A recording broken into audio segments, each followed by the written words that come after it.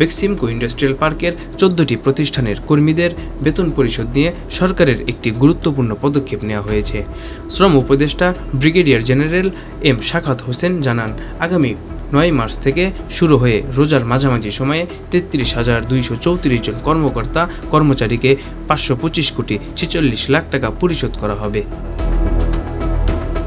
এর মধ্যে 31,669 জন শ্রমিক ও 1,565 জন কর্মকর্তা রয়েছেন। অর্থ বিভাগ পরিচালন ব্যয় থেকে 3,225 কোটি 46 লক্ষ টাকা এবং শ্রম মন্ত্রণালয় ঋণ হিসেবে 200 কোটি টাকা দেবে। শাখাত হোসেন বলেন, সরকারের উদ্দেশ্য শ্রমিকদের চাকরি সংরক্ষণ এবং তাদের পরিবারের নিরাপত্তা নিশ্চিত করা। এছাড়া শ্রমিক অসন্তোষের প্রতিকার হিসেবে একটি 6 সদস্যের কমিটি গঠন করা হয়েছে, যা শ্রম ও ব্যবসার পরিস্থিতি পর্যালোচনা করবে। কমিটিতে securities and exchange commission, Bangladesh bank এবং অ্যাটর্নি জেনারেলের প্রতিনিধি রয়েছেন।